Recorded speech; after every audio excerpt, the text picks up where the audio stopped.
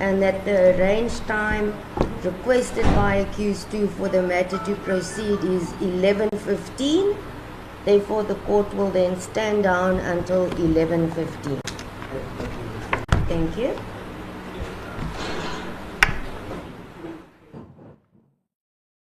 Record. Firstly, there is Yanda Zweni on behalf of Daily Dispatch, Cara Lee Dorflin on behalf of Media 24, Ronald Masinda on behalf of ENCA, Siten Diwe Velapi, also News 24, Sidima Mfeku, SABC, Lubabalu Dada, SABC, Uyukazi Funani, SABC, looks like Luyanda Zenzile on behalf of Media 24, Sipo Kena on behalf of Newsroom Africa, and Sinawu Tambu on behalf of EFF. Any other media houses present that has not been acknowledged or placed on record? Thank you. Then we may proceed, Advocate Caesar. Thank you, Your Worship. Your Worship, I filed my heads of argument on the 12th of August 2024. I just need to ascertain whether the court is indeed in possession of such heads of argument relating to the state's heads of argument. Thank you. I may add that on my return, I received indeed the state's head of argument and also the written heads on behalf of accused 1 as well as accused 2, and that printed the said heads. Yes, the court, please.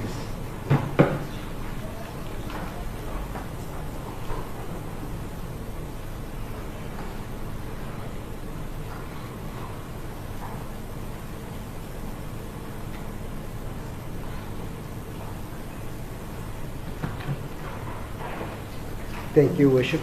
If I may proceed. Your Worship, accused number 1 and 2 were arraigned in the East London Regional Court on several charges relating to contravention of the Firearms Control Act 60 of 2000. Charges emanated from an incident that occurred on the 28th of July 2018 when the EFF, the Economic Freedom Fighters, celebrated the party's 5th anniversary at the Sisa Lukasha Stadium in Mdansane. A video went viral when accused number 1 was seen firing 15 shots with a handgun, followed by 7 additional shots with a rifle.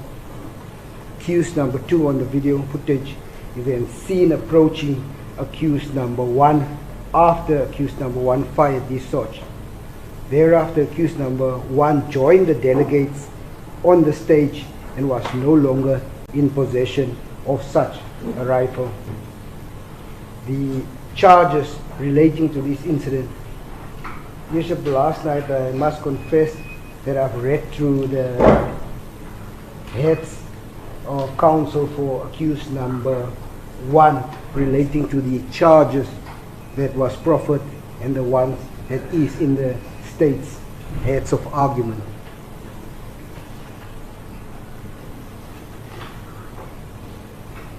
I thought I might have omitted or made a mistake relating to the actual charges, as I wasn't around East London at the time when I asked the SPP, Senior Public Prosecutor of East London, to forward me or supply me with a copy of the charge sheet.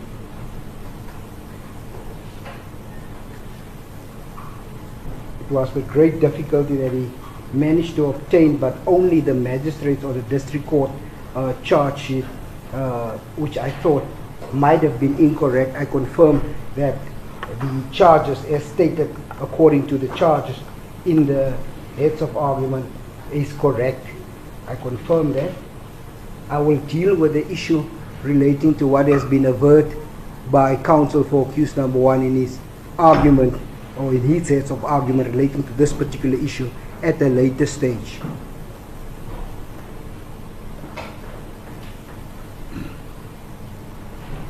The charges as per the charge sheet is unlawful possession of firearm, to wit a .223 Norinco rifle and or a firearm, the make and model of the firearm owned and unknown to the state without holding a license or permit or authorization issued in terms of the act to possess such firearm.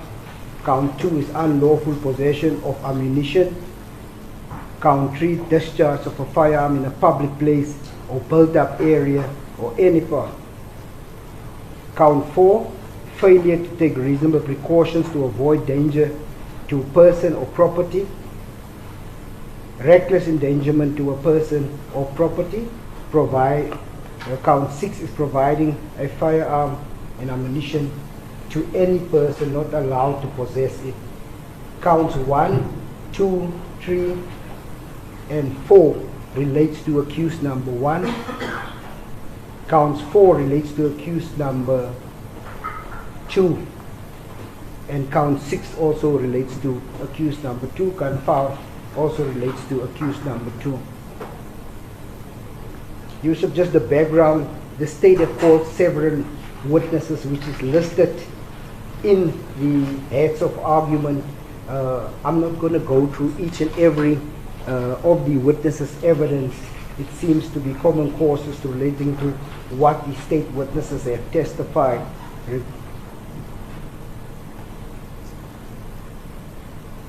The background of this particular matter is that at some point section 174 application was brought for the discharge of the both accused. It was opposed, and then the application was then unsuccessful. Consequently, the accused had to present their case.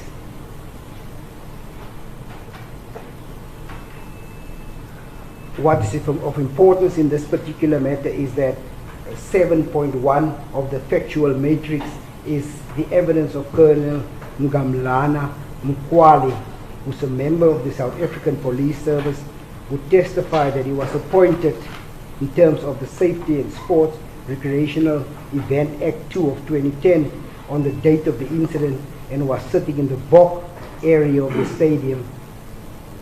He testified there was no prior discussion with him or any other member present that shootings will be conducted with weapons or that such a simulation of such shootings would occur, and nor was such permission ever granted by him. According to him, he heard a noise on the night in question, but he did not see accused number 1 or accused number 2 firing any shots on the date of the incident. He testified that on 30 July 2018, he received a viral video footage on his cell phone depicting accused number 1 firing shots with a rifle on the stage and was obligated to open a case docket or inquiry to initiate the investigation into the incident.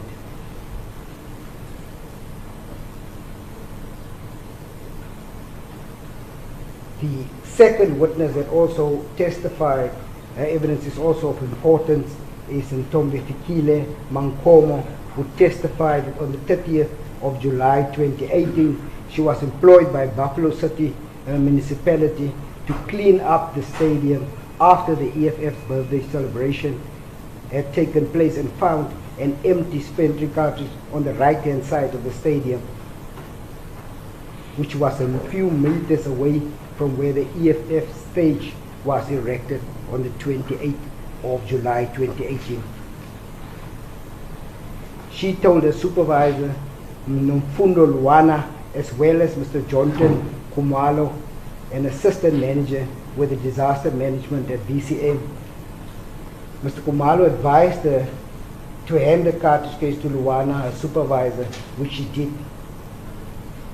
Captain Swart visited the stadium on the 1st of August 2018 to interview this witness regarding the discovery of the spent cartridge case. She informed him that she gave the cartridge case to Luana, who is her supervisor. She was also requested to point out the location where the cartridge was retrieved. Sergeant Tuze took photos when she pointed out the place where the cartridge case was found, and this photo album was also handed in as an exhibit.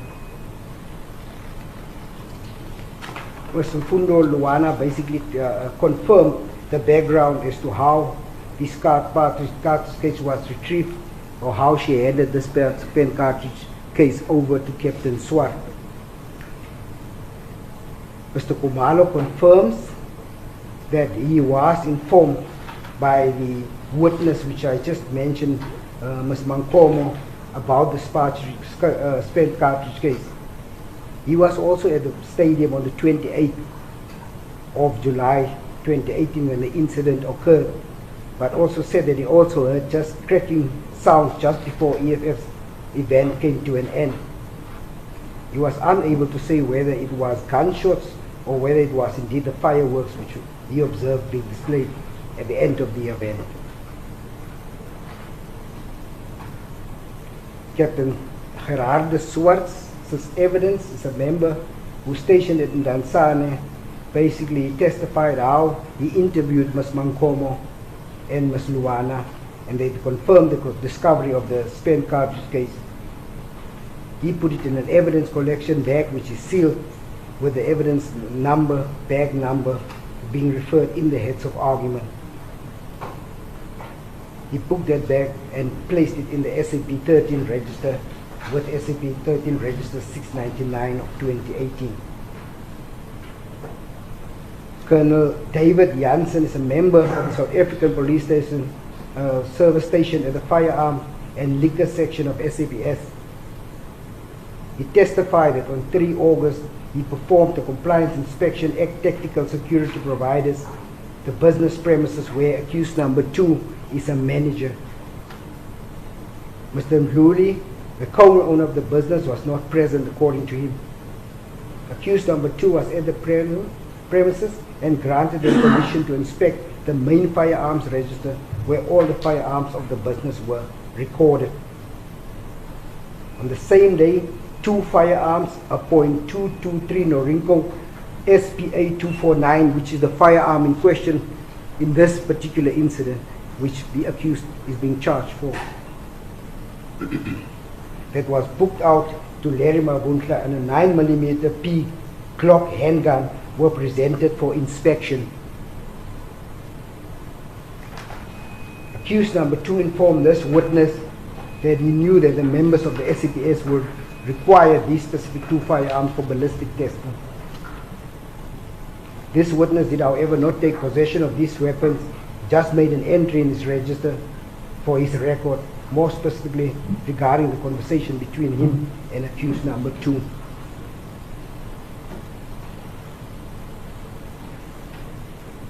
Sydney Henry Standard testified that he is a regional manager with a private regulatory authority, inspected the records of the security company of accused number 2's business, or where it's alleged that accused number 2 is a manager, and confirmed that accused number 2 was at some point registered as the owner of the business, and it was this business was at that stage also co-owned by Mr. Mdluli. He testified further that accused number 2 had all the required licenses to handle shotguns, handguns and rifles. Testified accused number 1 had the license to possess a 9mm firearm, but his competency certificate has expired in 2016.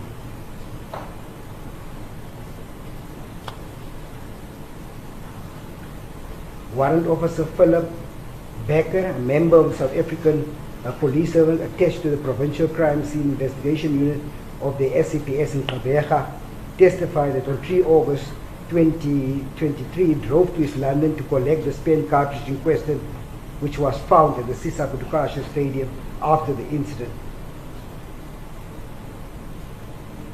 That he collected from the Mdansane SCP-13 storage facility. He took it to the lab and swapped it for touch DNA as well as fingerprints. He found fingerprints on the spent cartridge, but both accused fingerprints were excluded on the spent cartridge that he found. He resealed the cartridge case and handed it in for further tests to be conducted by the ballistic unit. Of importance, these evidence were then tested by Lieutenant Colonel Mandisa Ngwadleka, a member of the South African Police Service attached to the ballistic section in Kabeja. He testified that on 2 August 2018, he received the spent cartridge and performed several tests on it for comparison and found 3 identifiable marks at the neck area of the cartridge case.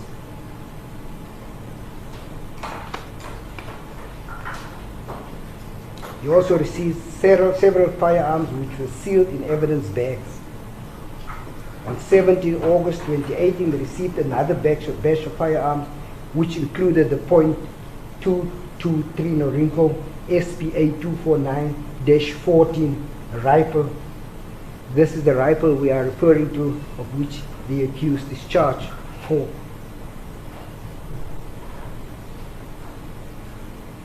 He compared this rifle with a spent cartridge case that was collected at the scene through microscopic examination and found that this firearm was positively linked to the cartridge case. He concluded that the spent cartridge case was fired from the .223 Norinco SCP 249-14 semi-automatic rifle. He also noticed that the serial numbers of the breech block consisting, the breech block, which I'm going to get to that point when I argue later, the breech block consisting of the firing pin, the breech face, extractor, and the ejector, and that this did not correspond with the rest of the serial numbers of the firearm, and concluded that it was changed to affect the outcome of the ballistic test.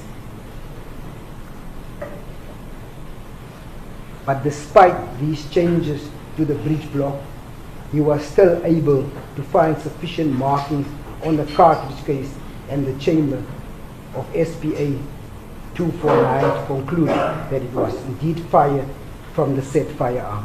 The firearm and the cartridge case were presented at court, and the defense expert was provided with an opportunity to examine the exhibit under the supervision of Colonel Ngwadleka. Colonel Ngwadleka confirmed that the markings that are made on the cartridge case by the firing pin, breech face, extractor, and ejector were negative, as these parts form part of the breech block that were removed after the shots were fired, but before the firearms were sent to the ballistic unit for ballistic tests to be conducted. The evidence of Mr. Ngwadleka was thoroughly tested by the defense, and it's my submission that it remained unshaken and it remained consistent.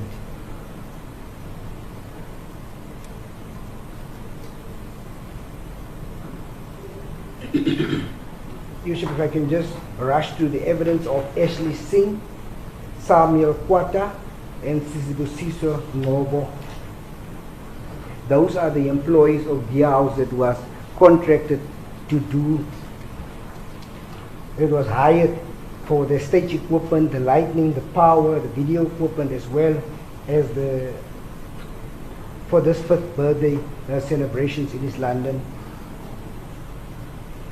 So basically what they did, 204 subpoena had to be issued when the police visited, as they were not willing at that point to hand over the video footage that was recorded relating to this particular incident. Mr. Ashley Singh is the manager, but he was not present at the time.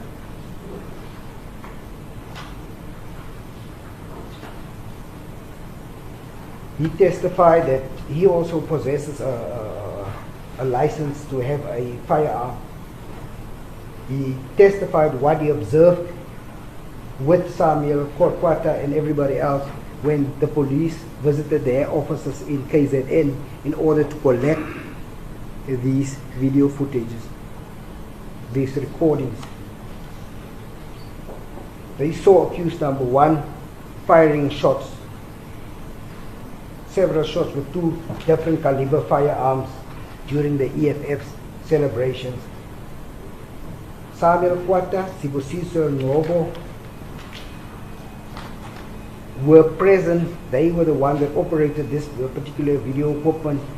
They confirmed what they've seen on the video footage after the police visited, but according to the 2 of them, while they were there, they did not see accused number 1 firing any shots because they did leave the video footage or the video equipment unattended at some point.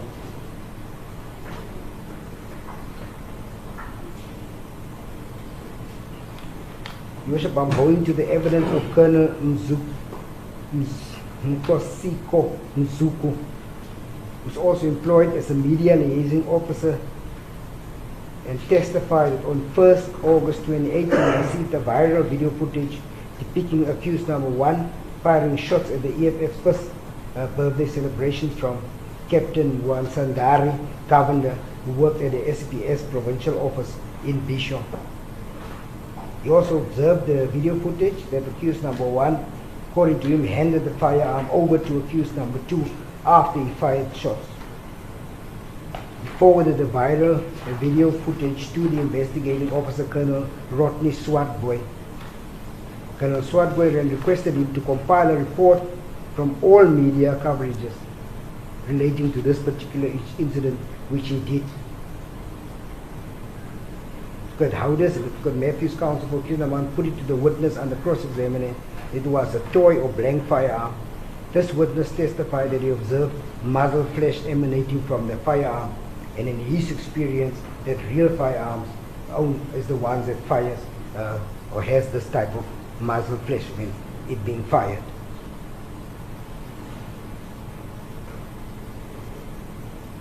A warrant officer, Amanda Yvonne Steenkamp, is also a facial expert at the SAPS. On the 2nd of August, she received a sealed CD containing still photos of the viral footage from Colonel Swartboy and was requested to compare the images on the still photos with social media images of accused number 1 and accused number 2. She was able to see from the photos accused number 1 firing shots with a rifle and thereafter handing the rifle to accused number 2. She was able to identify the muzzle flash but confirmed that she was unable to confirm whether the firearms were indeed real or not. She positively identified the persons depicted on the still photos as accused number 1 and accused number 2. Bishop Sergeant Dwayne Francis, a member of the SAPS employed at the Digital Forensics section of the SAPS here in East London, testified that on the 1st of August 2018 he received an official handset from Colonel Swartboy and was requested to download the 2 viral videos from the handset. He thereafter downloaded it on a CD which is sealed. A copy of the CD was then handed to the investigating officer and the second copy to Captain Rian Bota. He did not tamper with the video footage while it was in his possession. Captain Rian Bota also confirmed, is attached to the Digital Forensic section of the SAPS, testified that the following day, the 2nd of August 2018, he received a sealed CD containing the viral video footage and was requested by Colonel Swartboy to make still photos to be sent for facial comparison and identification. He was able to see from the footage how accused number 1 fired several shots with a rifle and thereafter handing the rifle to accused number 2. He noticed the muzzle flash but confirmed that he was unable to confirm the firearm whether it was real or not. He did not tamper with the video footage while it was in his possession. Then we deal with the evidence of Captain Governor Muan Sandari, who was employed at the SAPS as a media liaison officer in Bishop. She testified that on 1st August 2018 she received the viral video footage depicting accused number 1 firing shots at the EFF's first birthday celebrations from the national media database of the SAPS. She also observed accused number 1 firing several shots with a rifle and handing the firearm to accused number 2 after he was done. She forwarded the viral video footage to Colonel Zuka and requested him to investigate the matter further. She also identified the muzzle flash of the firearm when the shots were fired.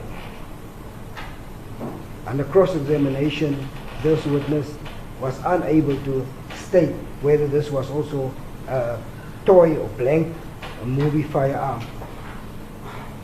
This witness tested that she observed also muzzle flash emanating from the firearm, and in her experience, that real firearms have muzzle flash when being fired.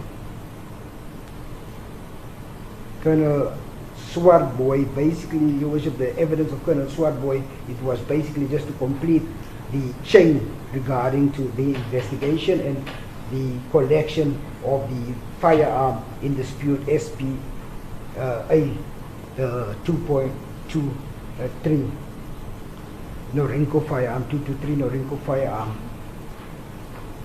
He gave a background, what happened during the investigation, and how the investigation led to the matter being brought to court.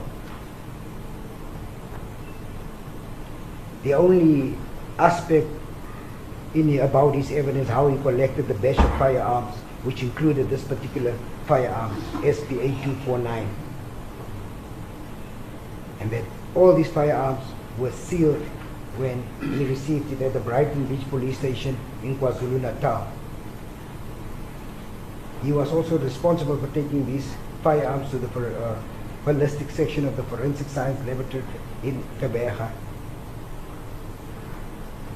Swartboy testified that he did not tamper with any of the exhibits that included the video footages, the cartridge case, the Norinco firearm, while it was in his possession.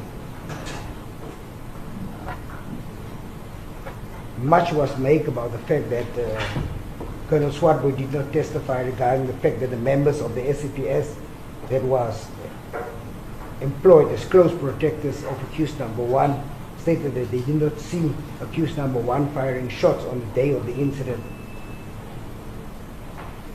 Yoshiba submitted that all these witnesses that testified were good, honest, credible, and reliable witnesses. They did not go out of their way to falsely implicate any of the accused before court. The evidence were objective. That is basically my submission regarding their evidence. Your Worship, I'm going to deal with the evidence in the manner in which it was led in court, starting with the evidence of accused number 2. We know accused number 2 did not testify and elected or utilized his right to remain silent. He did, however, call witnesses to testify on his behalf. Yes, when I start with the accused number 2, to start off, I already conceded that the viral video footage relating to the transfer or the handing over of the firearm by accused number 1 to accused number 2, I will concede that that is not clear.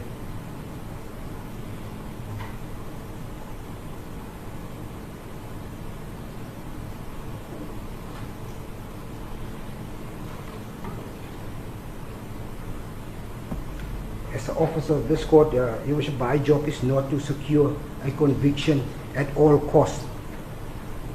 My job is to assist the court to come to the correct decision. Accused number 2, when I took a closer look again at the viral video, reveals how accused number 2 was just a shock from my perspective. I might be wrong, Your Worship. That's my submission. It looks like he was just a shock when accused number 1 fired these shots. To me, he seemed unaware and caught off guard when he appeared quickly to take the rifle from accused number 1.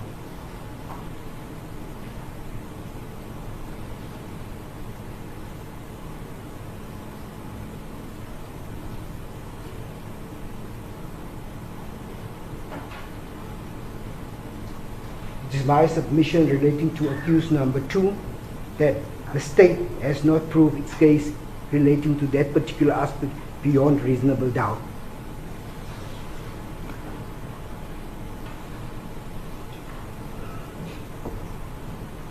This submission is made after a proper consideration of the evidence relating to the third video, which is referred to as the viral footage, coupled with the submissions made in the state's further particulars.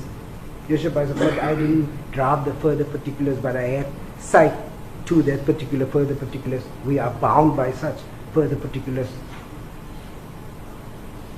wherein it was alleged that accused number 2 handed the rifle to accused number 1.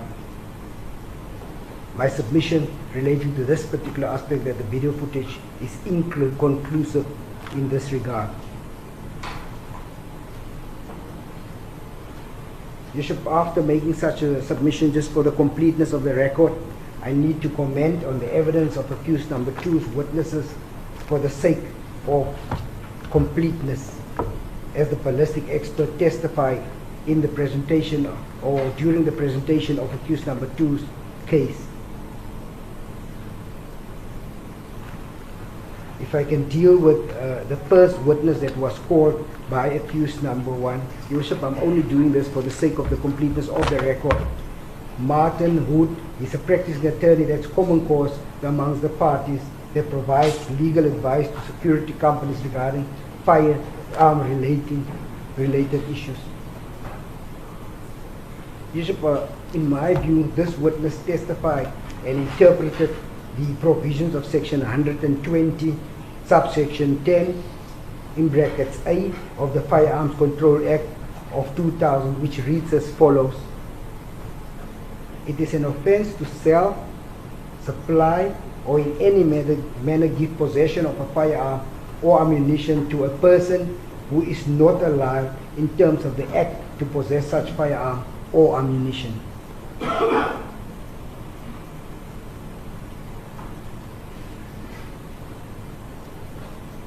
The witness also had to go or testified about the provisions of the regulation 2021 and 2022 of the Firearms Control Act.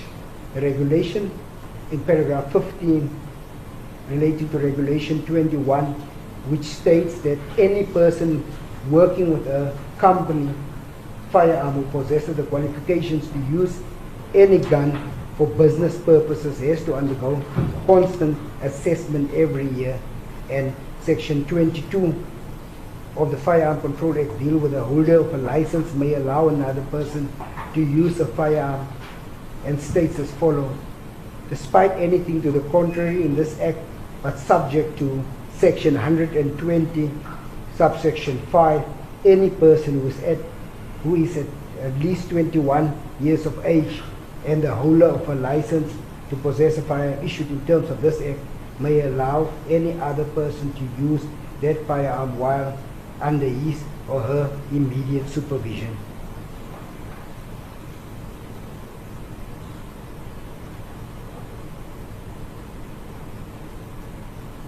It is submitted that the evidence of this witness, in my view, it's irrelevant and of no value for this court, because it's the court's duty to interpret legislation. And Bishop, I can refer the court to this particular matter of the Director of Public Prosecutions, KZN versus Matiani, where versus P.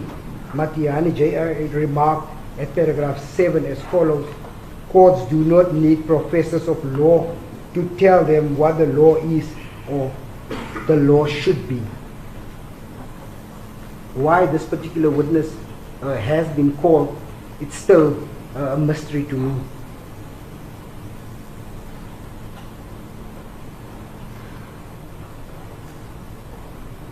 Any opinion, whether expert or non-expert, which is expressed on an issue which is the court can decide without receiving such opinion, is in principle inadmissible because it being irrelevant. In that regard, I want to refer the court see State S versus H. And also refer the court to S versus Nell. The footnotes are related to the citation is down at the footnotes. In S versus L, it was found that in such an instance the opinion of a witness excluded not because of a need to preserve or protect the fact-finding duty of the court, but because such evidence makes no probative contribution, creates the risk of confusion on the main issues, and can open an evidential Pandora's box. It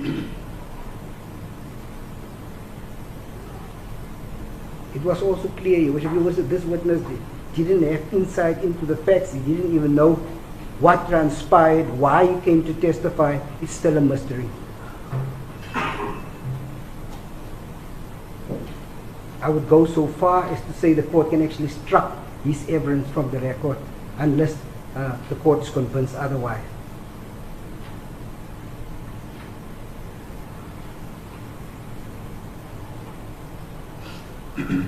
I want to refer the court to paragraph 14. The general rule in South Africa is that the opinion evidenced by witnesses is not admissible. It is irrelevant because it is the function of the court to draw inference and form its opinion from facts.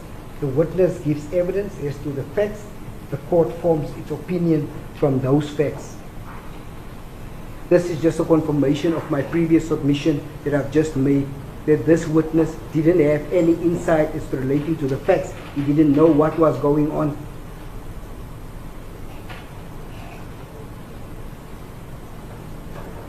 Maybe he was called to testify to confirm that the accused is competent to basically possess a firearm relating to accused number 2.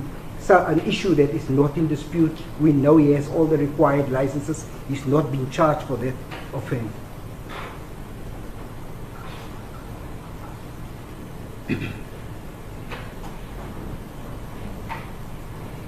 I've already read the evidence relating to Section 22 and Regulation 21, what it states, but it's submitted that accused number 2, in his own evidence of this Mr. Wood, if he had insight into the facts and what had transpired from his own evidence, accused number 2, if you look at Section 120(10)(a), would have been guilty of an offense if the state had proved that he did indeed, if I didn't make that concession earlier, that the evidence is inconclusive of accused number 2 actually handing the firearm over to accused number 1. If I was able to prove that accused number 2 would have been convicted of a particular offense, if you look at Section 120(10) in brackets A.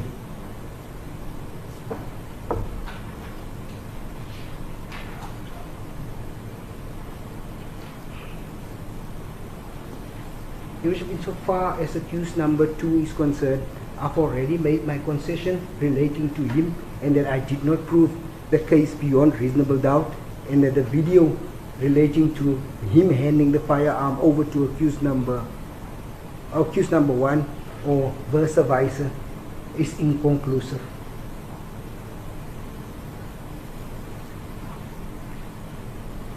But I'm obliged as an officer of this court to direct the court of the provisions of Section 257 of the Criminal Procedure Act if this court is not in accord with the state's assessment of the evidence insofar as accused number 2 is concerned.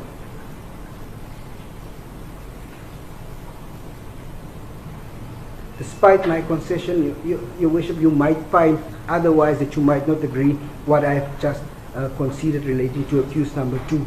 That's why this provision will become important, and it's my duty to assist the court to look at this provision.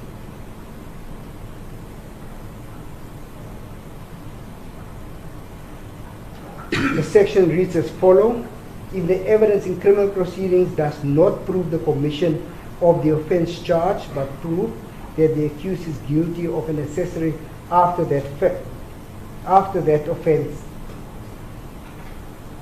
or any other offense of which he may be convicted on the offense charged. I want to repeat that again because I see, I think counsel for accused number 2 and myself will have a disagreement only on this particular part. That is the decision where the court have to make a particular finding.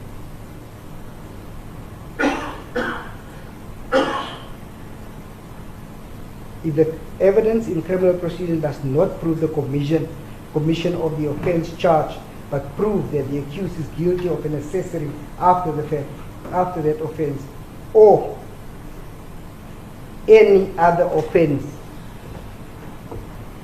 of which he may be convicted on the offense charged, the accused may be found guilty as an accessory after the offense, or as the case may be, such other offense, and shall, in the absence of any other punishment expressly provided by law, be liable to punishment at the discretion of the court, provided that such punishment shall not exceed the punishment which may be imposed in respect of the offense with reference to which the accused is convicted as an accessory.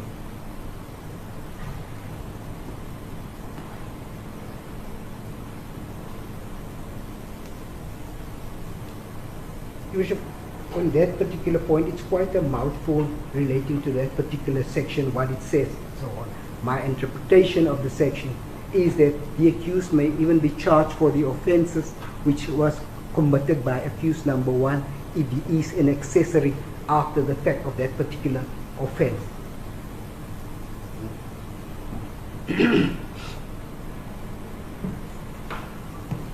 Your Worship, so far as that is concerned, I think that is where the issue is between me and counsel for accused number 2, and that's a finding which the court will have to make relating to the interpretation of that particular section.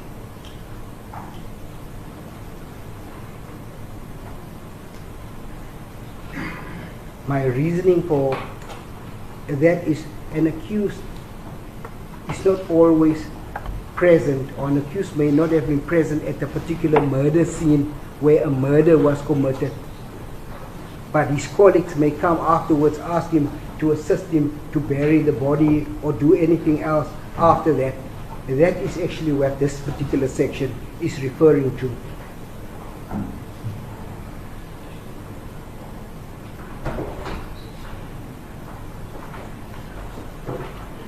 In fact, that is my submission relating to that particular section, Your Worship. That is for the court to interpret that particular section, as the court's duty is to interpret the legislation.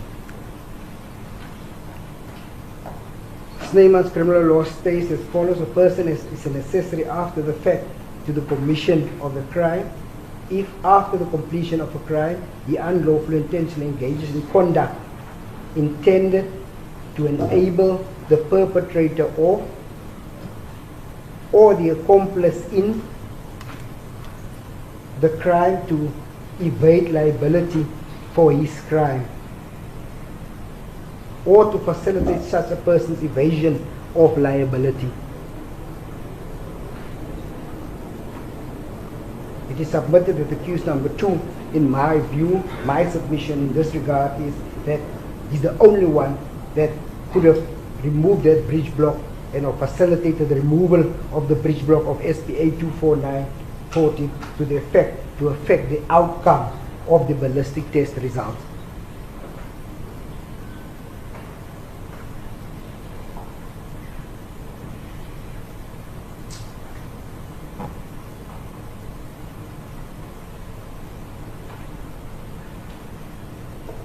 I will engage Your Worship later on in relating to this submission that I've just made in the following up paragraphs that are.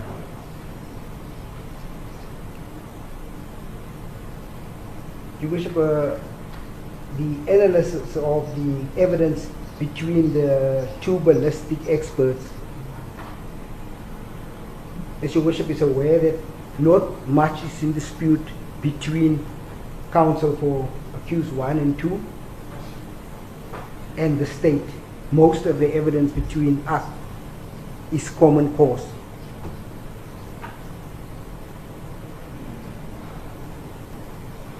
The only issue that is really in dispute is whether the firearm that was fired on the 28th of July 2018 was indeed a real firearm, or whether it was a toy or movie gun as submitted by counsel for accused number 1.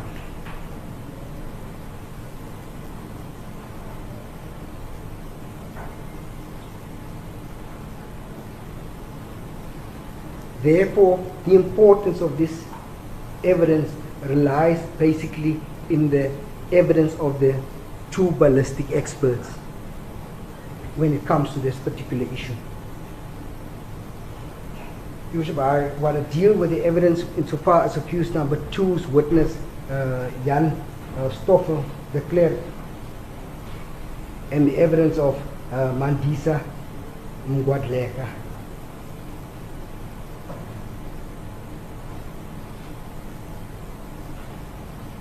Firstly, let me start off with Mr. de Klerk, the evidence of Jan de Klerk.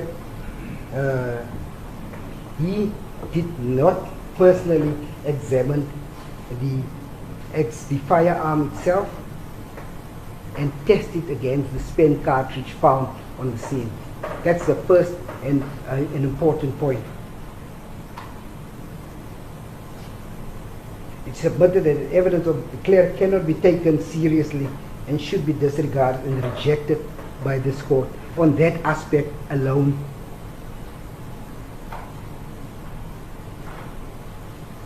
The Klerk evidence is merely an opinion and relates to the photographs of the core chart and the inspection of the spent cartridge case.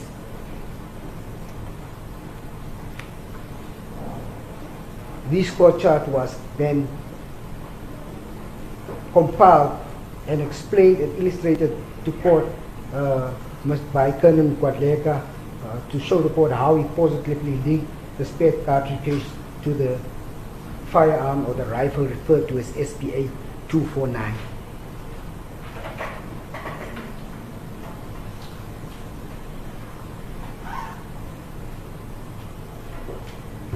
Mgwadleka testified, as I've already alluded to, that he received the batch of firearms which included this particular firearm. He performed several tests on these firearms. SPA was the only firearm whose breech block and firing pin serial numbers did not correspond with the rest of the serial numbers of on the firearm.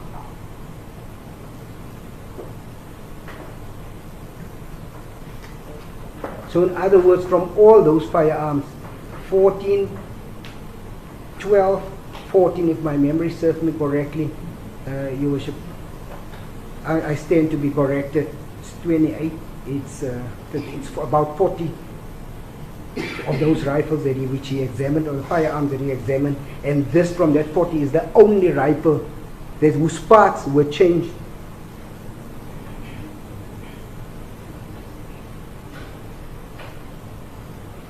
It's no coincidence that that breech block was removed, because it seems to be important when it comes to the rest of the spent cartridge and to how positive tests would have been conducted or how a positive finding would have been received. How do you make a mistake from almost 40 firearms and you only one of those, the one who's been linked positively to this offense?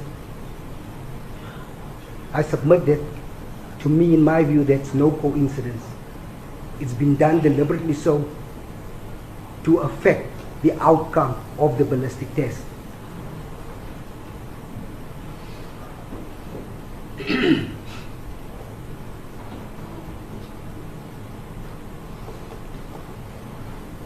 Colonel Mgwadleka found 3 markings at the neck area of the cartridge case that corresponded with the markings in the chamber or the barrel of SPA. The reason, therefore, he testified that that is part of the firearm, and it will be very difficult to change that barrel of a particular firearm. That's why he looked at the neck area. You need special equipment to actually take off that particular barrel and remove it from a firearm. submitted that the evidence of Colonel Guadaleka was not seriously contested. It was seriously contested, but it remains still unshaken. Thank you. Your Worship, insofar as the issue relating to the removal of this particular breach block, it was conceded by counsel for accused number 2 when I went through the record in that aspect that it was not disputed that it was indeed changed, the breach block. Whether it's by mistake or not, that was done.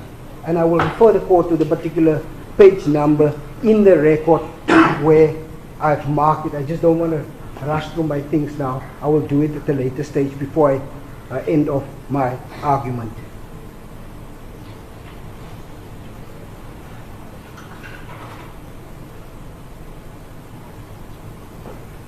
I have been placed in possession of some portions of the record. It's not a complete record, Your Worship, but most of the record is with me.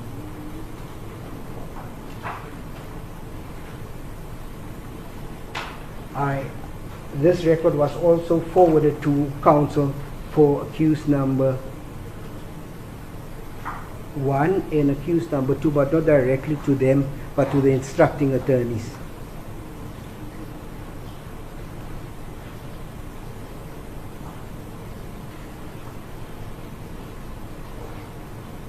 The clerk examined the spent cartridge case by taking photos of the cartridge case with his cell phone.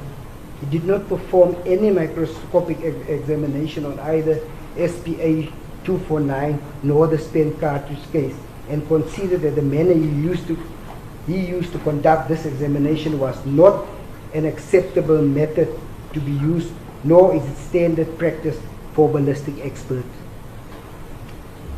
The clerk considered that Colonel Guadaleka's approach would be more accurate than his. The clerk further considered that he had last completed a proficiency test when he was still employed by the SCPS. We all know that he left in 1989. He was employed since 1980, if my memory serves me correctly, until 1989, either 1982 until 1989. I just need to go through his, again, to give the court an accurate.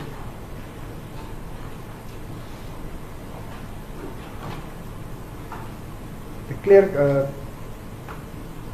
considered that about this competency test, the proficiency test, when it was last, which we know now, it's almost 30 years or more than 30 years ago, 1989. The clerk referred to an ejection port method, which is ejection port mark, which he observed on the spent cartridge, but conceded that the mere presence of this mark does not mean there is a positive result. It needs an individual characteristics in that particular mark, according to Colonel Guadaleka's evidence.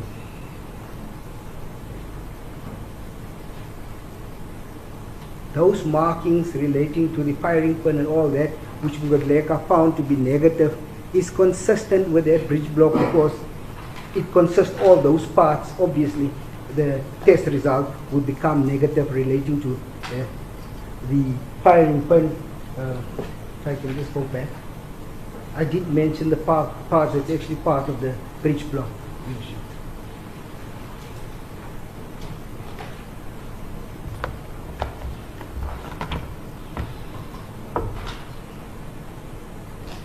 In paragraph 3 of the clerk's report, he states that he examined more than 3,950 forensic related cases, but it became clear under cross-examination that the clerk has inflated in his experience insofar as the number of actual ballistic tests performed by him. He also considered that no peer review was done to confirm the veracity of his findings in the report, where Colonel Guadaleka had 2 other people peer reviewing him. That was the evidence of Colonel Guadaleka. Not only one, but 2 other peer reviewed his findings.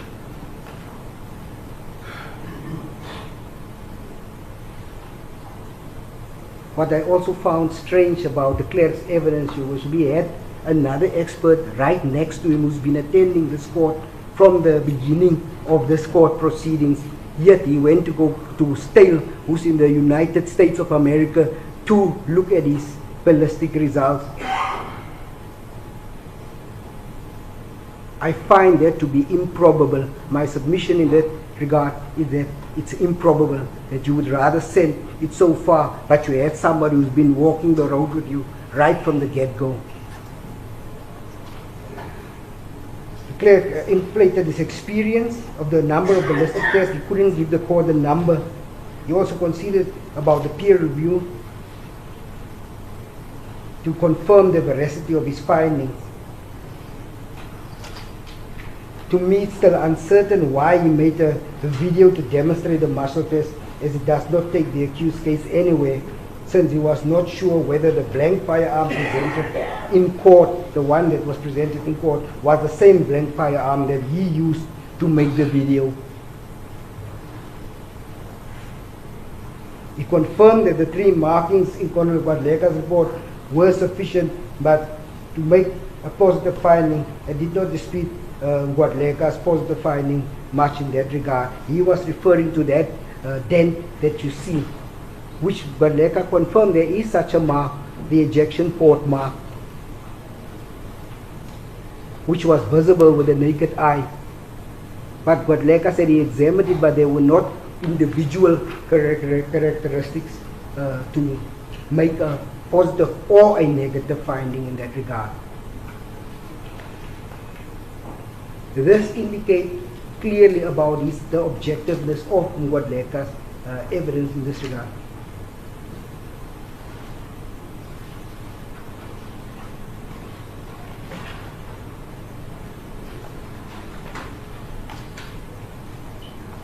The clerk was employed as a captain in 1989 when he resigned with only 9 years experience in the employ of the SCPS, and has far less experience than Colonel Guadaleka, not only in rank but also in experience.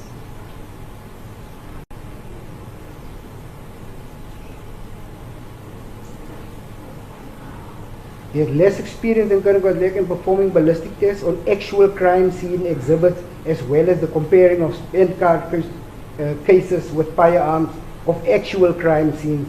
He considered that opportunities in performing ballistic tests with actual crime scenes exhibits are rare and almost non-existent if one is employed in the private sector and when a person is self-employed.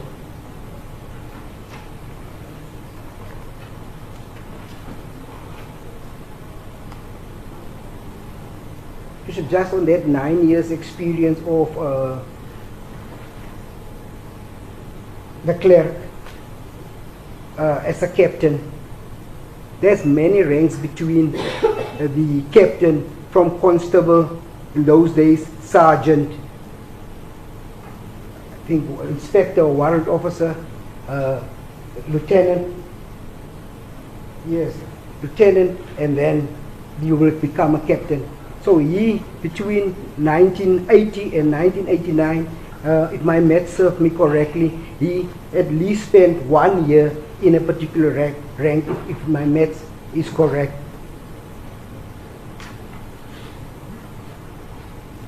I see counsel made a submission that just because somebody's been driving more to a counsel for accused number 2 have driven more than driven a motor vehicle more than the other one doesn't mean that person is a better driver. The jury will be out on that one.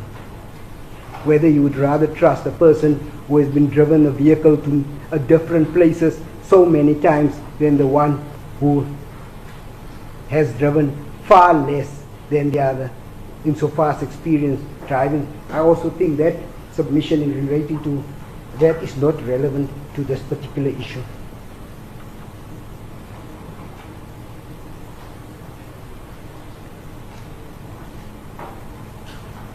If the clerk testified that Guadaleka should have done more by also inspecting the chamber of the firearm and comparing it with the cartridge case.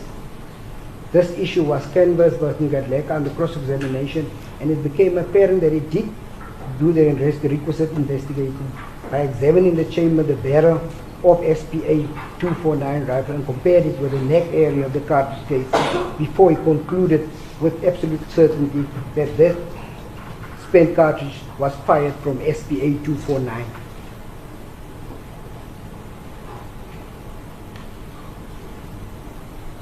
He submitted that the court can safely reject the clerk's evidence where it is inconsistent with the findings of Colonel Ngwadleka.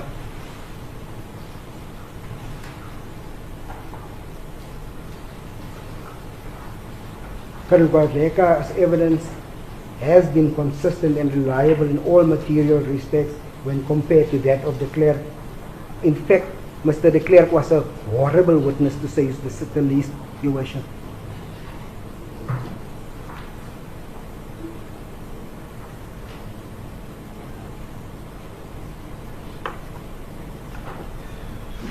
Ngwadleka performed 4,724 by an actual crime scene ballistics test that was in 2018, which is at least 776 more tests performed by the clerk, if my math is correct. You tell me, would you rather prefer to drive with somebody who has driven 700 times more than the one who has far less experience than that? Your Worship, ballistic experts, Ngwadleka and the clerk were not provided with an opportunity to examine and comment and or give an expert opinion on the blank or the brand new rifle that was produced by accused number 1 right at the end of the trial. Moreover, to express an opinion as experts on whether that blank firearm is the same or similar or resembles the rifle in the video footage. It is submitted that this was done is a desperate attempt to create doubt in the mind of the court. Further, it's also submitted that that type of, it's common course by the experts that blank firearms do not produce real spent cartridge cases, such as the cartridge case that was linked to SPA 249.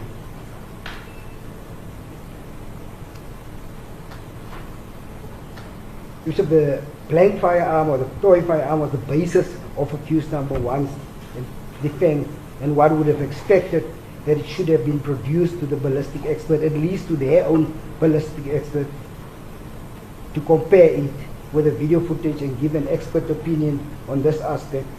In my view, the evidence relating to the actual blank toy rifle and the timing of presenting such evidence does not bolster the accused defense, nor does it take the case anywhere.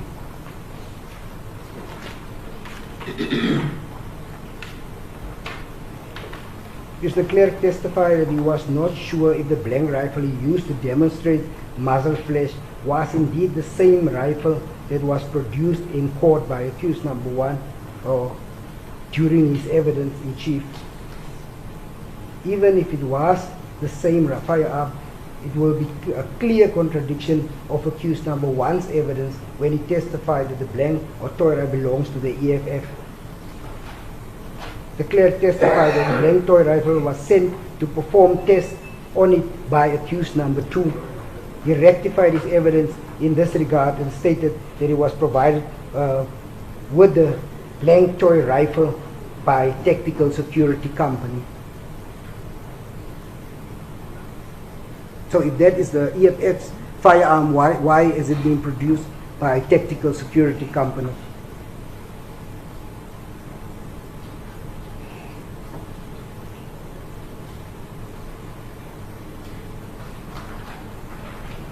If that is a firearm that can be used, why it had to be brought to court on that particular day by somebody with the expertise to have such a particular firearm in his hand. The way it was presented leaves much to desire. The evidence of accused number 1, let me deal with that.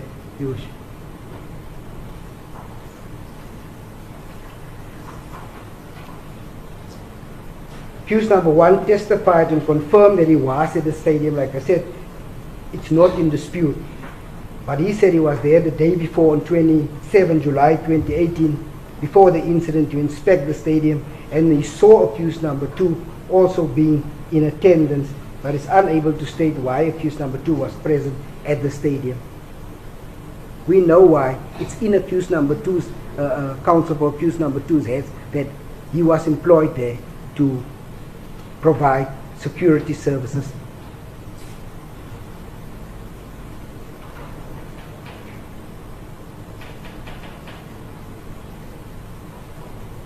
That he was being escorted from the airport by 4 bodyguards which were in the employ of the SAPS VIP Close Protection Unit. These bodyguards were with him even when he wanted to use the bathroom. The event of the EFF's first Burberson was on 28 July. He arrived at the State Sisa Dukasha Stadium at 1 o'clock, 1300 hours on the day of the incident, and walked amongst the attendees for a meet and greet, as it would be very difficult for him to do so once he was on stage. There were approximately 20,000 people attending the event, which consisted of the EFF's delegates and supporters, members of SAPS, medical and security personnel, as well as the media. Different artists performed on stage. He gave a speech at approximately 1400 hours where he addressed his supporters. He confirmed that the members of the Joint Operational Center, which included Colonel Mkwali, were also present and were responsible for approving every little thing that happened on the stadium. He confirmed that he had no prior approval, or he did not obtain any prior approval for Colonel Mkwali or any other member of the Joint Operational Center for a simulation or a discharge or discharging of firearms. He denied that he possessed, used or discharged firearms or lawfully or fired shots in a built-up area, nor did he endanger the safety and lives of others. He testified that SAPS would have reacted by arresting him and would have recorded such incident in their pocketbooks if an offense was committed by him in their presence. He further testified that nobody who attended the event complained or laid a criminal case against him, and no witnesses came forward to testify that he unlawfully used a firearm by discharging it, and states that this case is politically motivated by Afrikaner.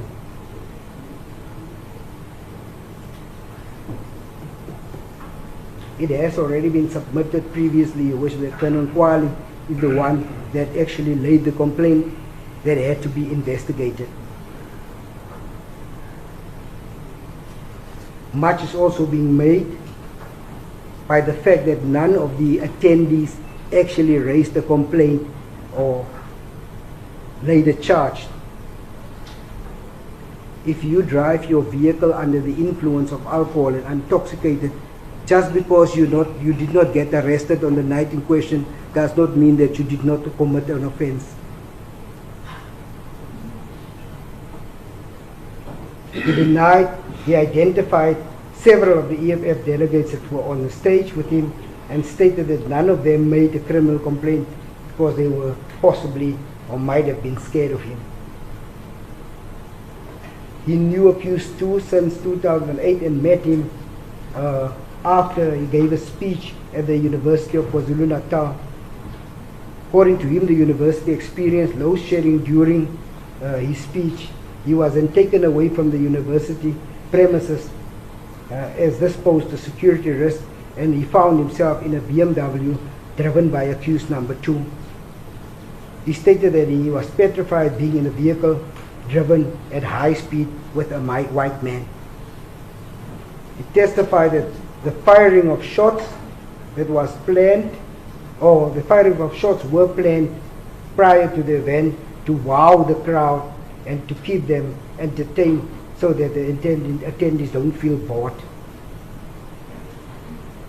He states that accused number 2 did not give him any firearms on the night in question, and that the rifle that was handed to him by Larry Mavundla, who's also an employer at Tactical Security. Accused 2 did nothing wrong according to him during the incident and was only being charged because the state hoped that accused number 2 would turn him as state witness against accused number 1.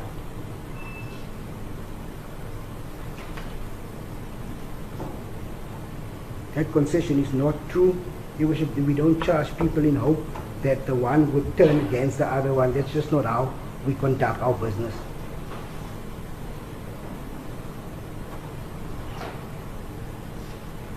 He produced a rifle in court and testified that the rifle just looked like it was real, but was indeed the blank rifle that belonged to the EFF. He states that the investigating officer, Colonel Swartboy, never approached him during the investigation to request his firearm, as it could have been his firearm that he used during the incident. Accused 1 states that he knows firearms and has been trained by the African National Congress how to handle firearms since the age of 9 as an anti-apartheid activist. He legally owned a firearm since the age of 19 when he was still a minor, and as the ANC had to request permission for accused number 1 to possess a firearm, which he keeps locked in his safe. Accused number 1 counted the shots during cross-examination and counted 20 shots being fired with a particular handgun. To evaluate accused number 1's evidence, Your Worship, he contradicted himself in so many ways. He contradicted his evidence when he testified that everything had to go through the command center, yet no discussion or approval was obtained from Colonel Nkwali about the shooting or anybody else present. Accused 1 testified that 4 bodyguards were assigned to him. It never left him alone even when he attended the bathroom, since they were there to protect his body and were responsible for his safety. In cross-examination, he adjusted this version and was unable to say where all the bodyguards were during the incident, only identified 2 of the bodyguards on the video footage. The sworn statement of the 2 of the bodyguards stated that they were never inside the stadium during the incident and were stationed behind the stadium. Accused number 1 did not dispute this aspect. He contradicts his evidence in chief that all 4 bodyguards guarded him and were present during the incident. If his version in this regard is to be accepted, the conclusion would be that all the bodyguards lied about being on stage during the incident, or that they were not forthcoming about what they witnessed, as this shooting incident is common cause between the state and the accused. There's no dispute about it. It did happen between the parties.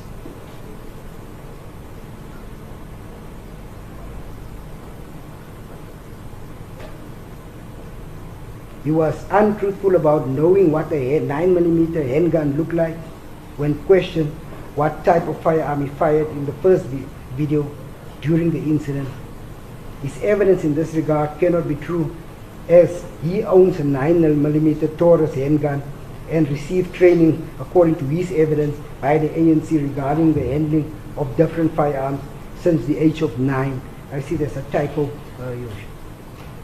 I typed 19. That can just be amended to 9 years. He lied about seeing people running after he fired the shots, despite this factor being so obvious, as people could clearly see being seen running in the first video footage when he started to discharge the 9mm Glock handgun. It's our submission that that handgun was indeed the Glock that was produced when Colonel Jansen went to Tactical Security Services the first time that he went there.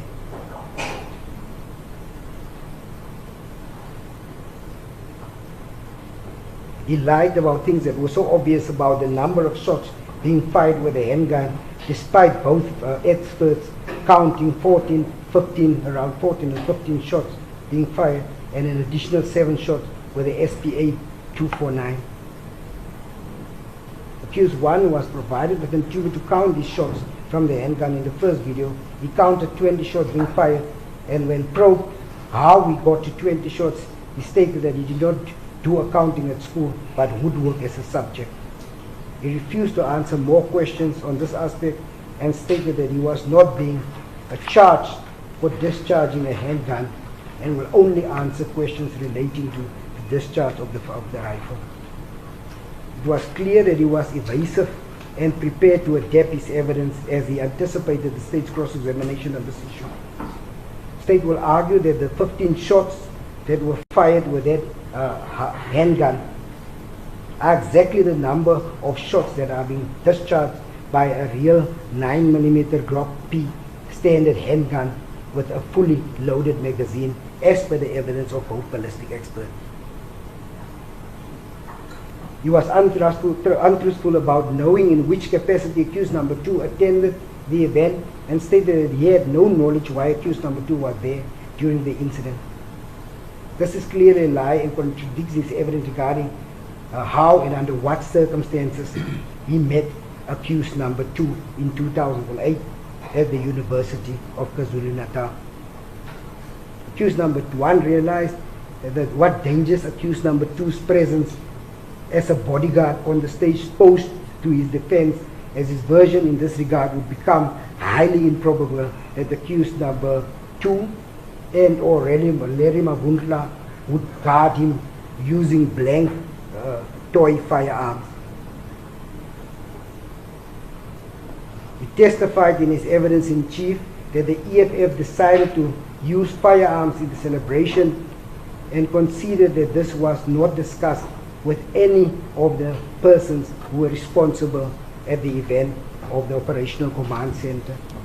He was unable to give a satisfactory explanation why this issue was not discussed before its display and why this planned show ended up in becoming a sideshow, since he moved away to the far right of the stage to fire several shots in the direction where there were minimal, and from what I counted there were 7 people that were running away from that while he fired that shot.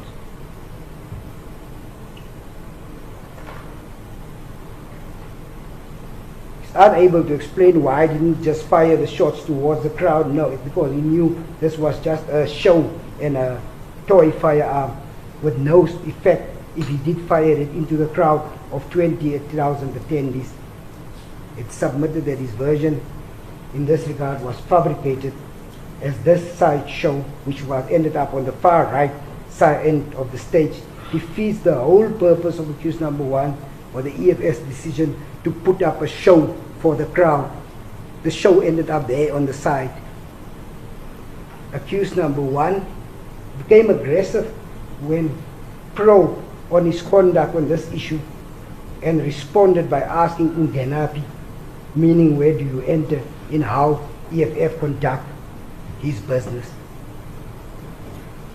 This issue was an important issue relating to why he actually fired shots there. As I will later argue, if you look at the video, it was right at the end of the stage.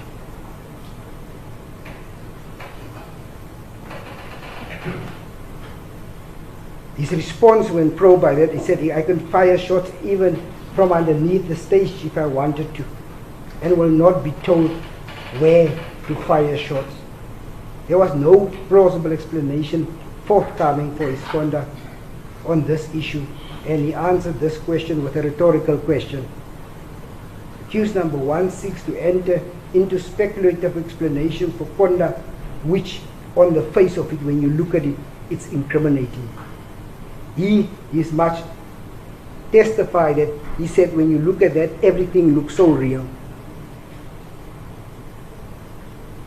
It is clear from the evidence when considering how and where he fired these shots and the reaction of the 7 people in whose direction his shots were fired, that accused number 1 knew that these firearms were real, both of them, and that firing it into the crowd would pose a serious danger to the lives and limb if he had fired it directly to the crowd.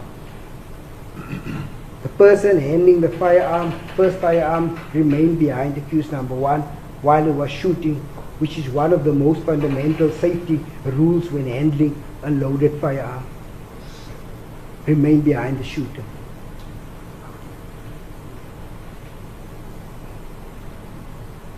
And when you look at the video at first glance, the person that handed over the firearm to accused number 1 took it from him, and again after he fired shots and pressed the slide to release it, as the slide remained backwards in a backward position when it's empty, when the magazine was empty, and was compelled to ensure that the slide of hand moved forward in order for him to put it back at his back where he originally took it from. The fact of the matter is that shots were fired away from the masses assembled because of the serious danger it posed if he had fired it directly towards the crowd.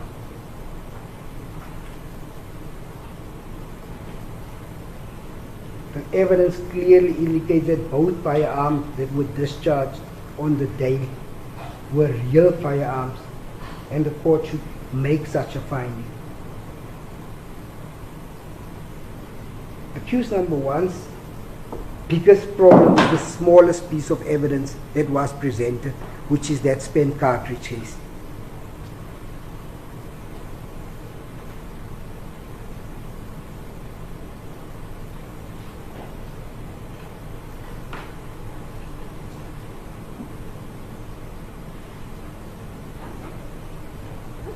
Much has been made, Your Worship, as to where the spent cartridge was found in relation to where the actual stadium or stage was erected.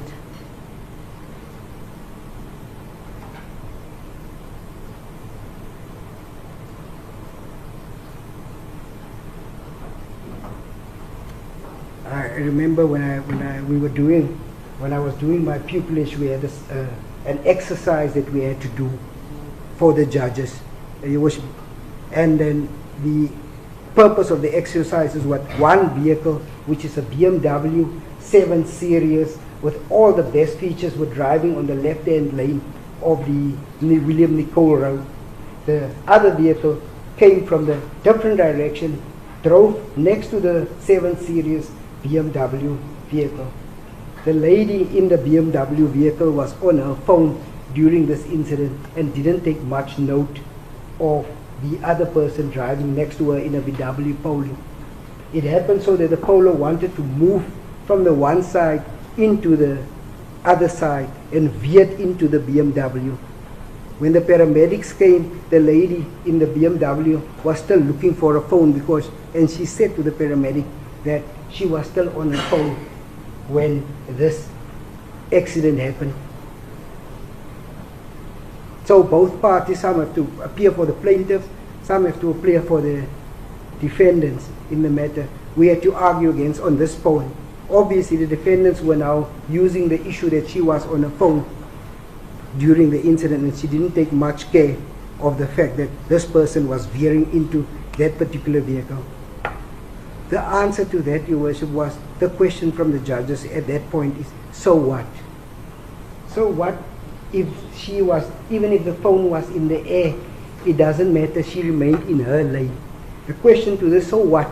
This, where the spent cartridge was found, whether it was 5 meters, 10 meters, 15 meters, 20 meters. The point of it, it was found at that scene, at the stadium where the incident occurred, and our submission is in very close where the box or the stage was erected. It's in close proximity. It wasn't found outside the gate. It was found in close proximity where the stage was erected.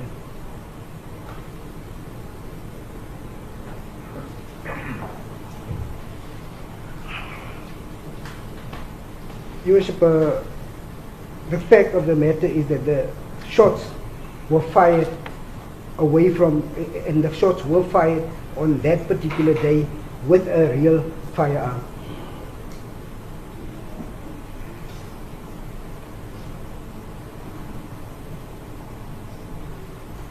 Your Worship, accused number 1's evidence and answers during cross-examination were clearly an attempt to distract this court from this incriminating conduct as to what transpired on that particular day in question.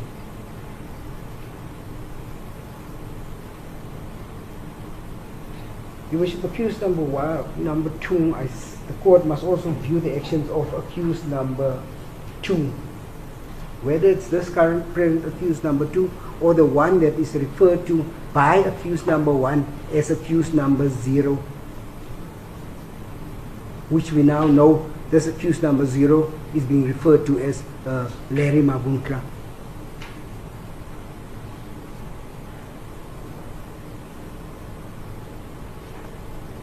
The fact of the matter, both of these parties, whether it's accused number 2, if you look at the video, or this Larry Mavuntla, they remain behind accused number 1 when he fired those shots with a rifle.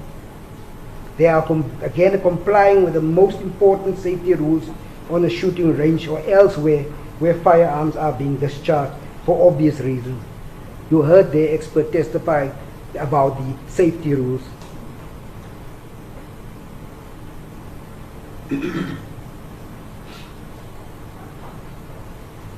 Logic dictates that firearms cannot be discharged when someone is standing in front of the shooter.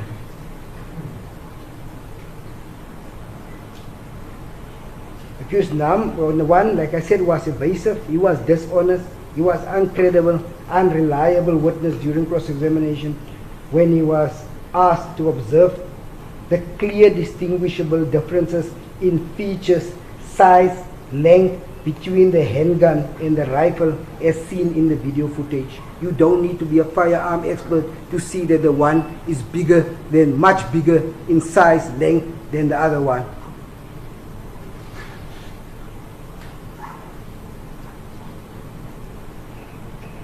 He responded that he does not know firearms. That contradicts his original evidence, how he was trained from the age of 9, how he possesses a Taurus at his home, which he had in a safe.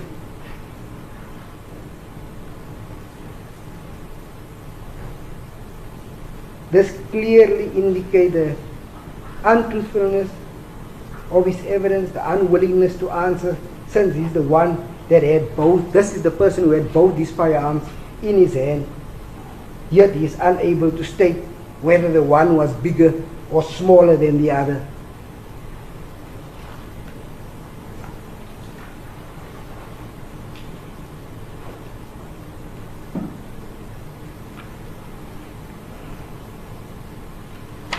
He also attempted to downplay the issue that accused number 2 only became visible once he started shooting with a rifle.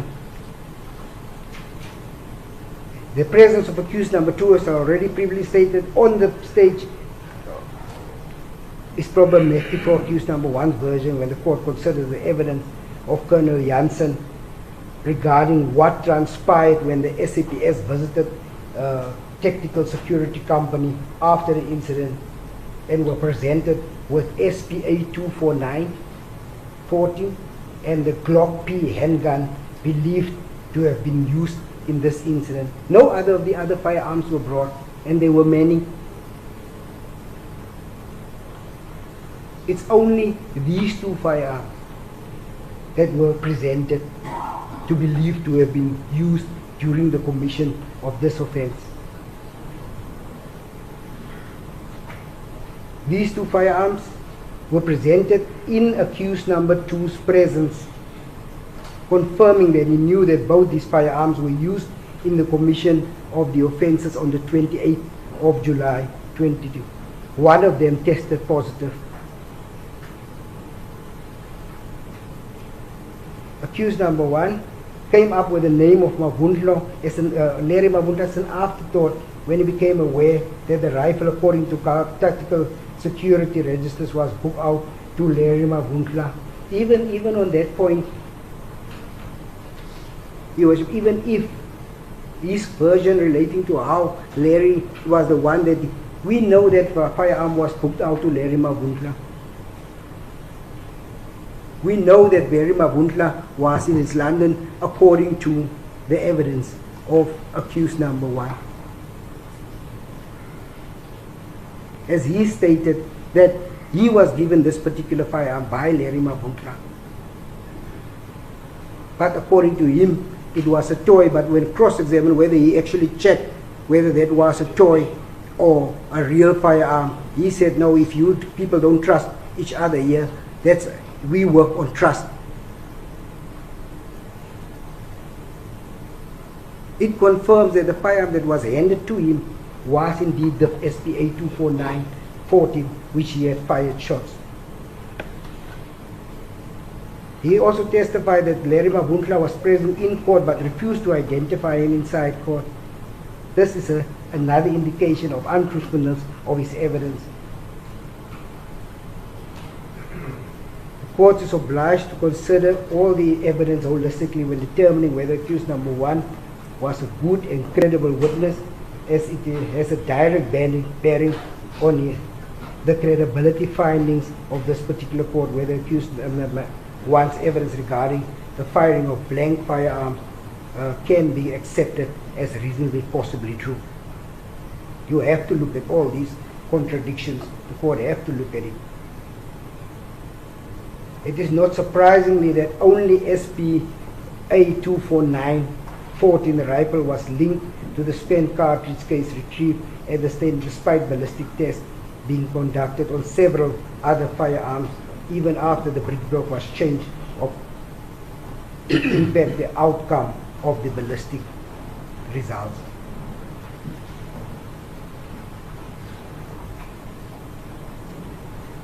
Another issue that the court has to take into consideration is the timeline of this incident. The timeline regarding when and where the cartridge case was discovered, as well as the proximity of its discovery in relation to the stage. Remember, all this is just estimations. No reconstruction of the actual scene has been done, as testified by Becker and all these other witnesses in Guadalajara. There was no reconstruction of the scene, so it's just estimations as to where the spent cartridge was found in relation to where the stage was erected.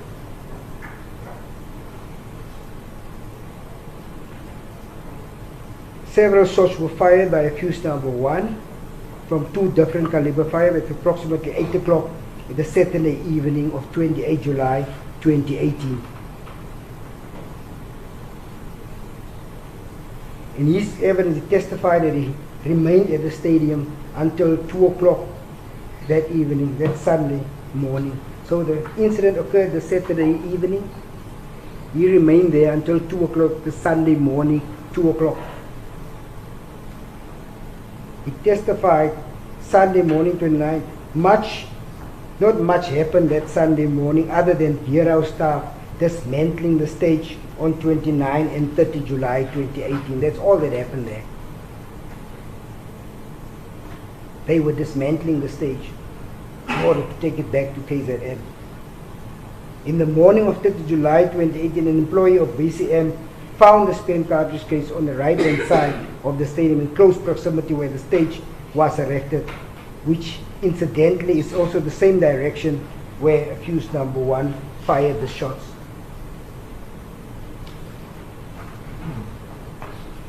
The cartridge case was positively linked to SPA rifle that resembles the same type, make, size, caliber and model as viewed in the video footage.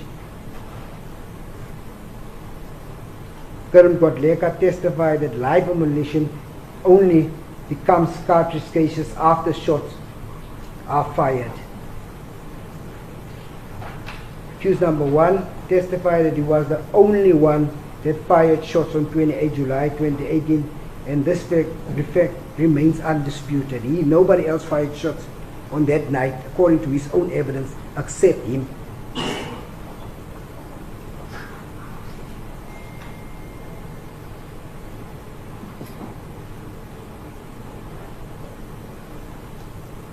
Accused 1's version that it was a blank firearm should be rejected, as blank firearms, according to both ballistic experts, cannot shoot and fire real ammunition and cannot produce spent cartridge cases.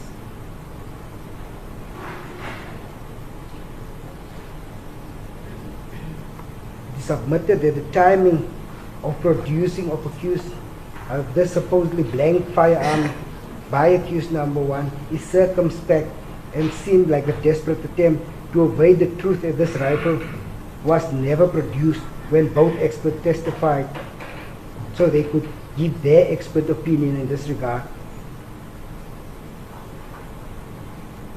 I've already said we expected at least the defense expert to testify regarding that. The court, none of us are experts relating to firearms, whether that was indeed the exact same make and model or relating to that particular firearm.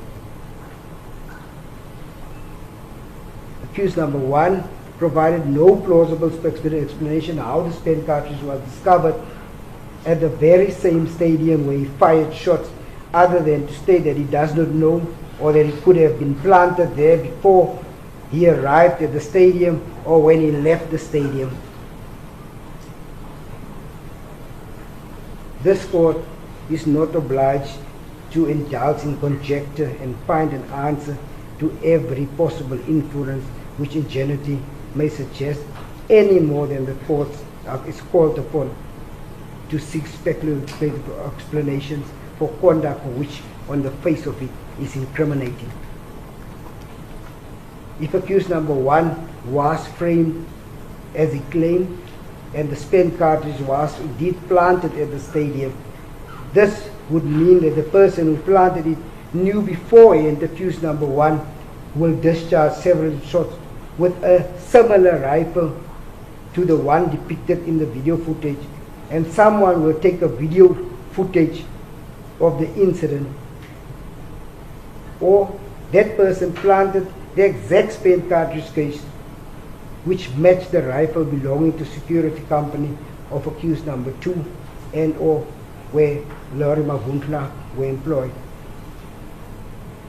In other words, that person must have been a fortune teller, whoever wanted to plan or frame accused number 1. He must have known this was going to happen, and that's what I need to bring along in order to get him. It has been put to the witnesses by counsel that SPA 249 was in Gauteng and not in East London during the incident. It cannot be true that this version is correct, and it cannot be accepted that SPA could have been in East London to fire shots and be utilized in Gauteng simultaneously if the court considers the timeline which I already indicated. The Saturday evening, until 2 o'clock Sunday morning, they were at the stadium. They left, nothing happened except gear house people dismantling the stage, and then the following morning, which is the Monday, this spent cartridge was found.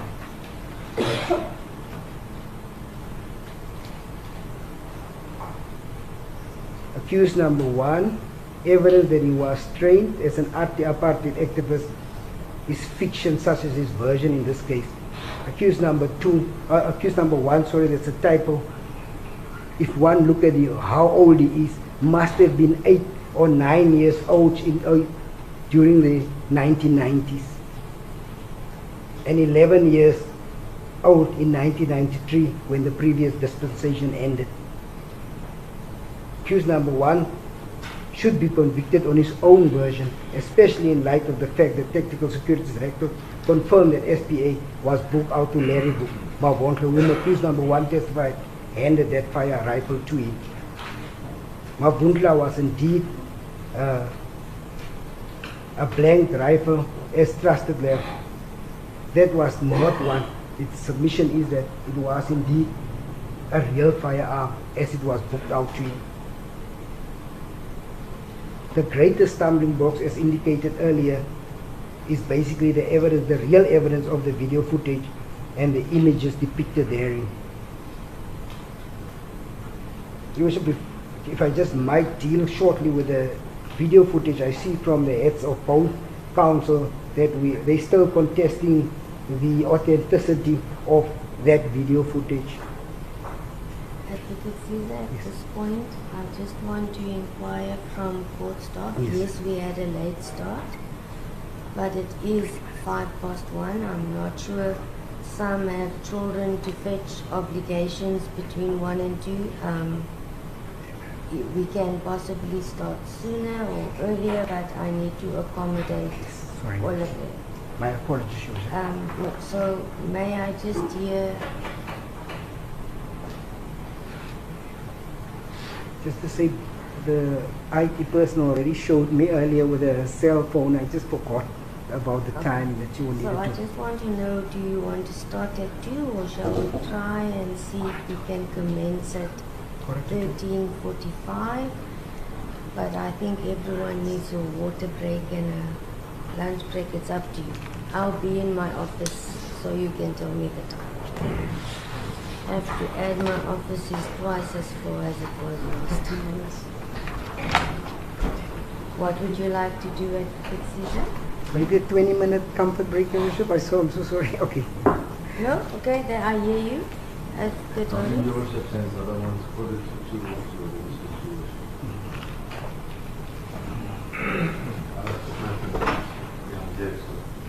whatever time we want to restart. But we need to take into account this well. Yes, that is my concern. So I know some fetch because I work with them. You soon thereafter, and we may call it. Sorry? You started calling to 2, or soon thereafter, as we may call you. Yes, if everyone's back, is that in order? If we say we can start at 2 all court staff, Yes, Your Worship. Correct. is that suitable? Court staff, Mr. Mkumbrata? Is 2 still not? Okay, then we'll anticipate our end the court 2. All right.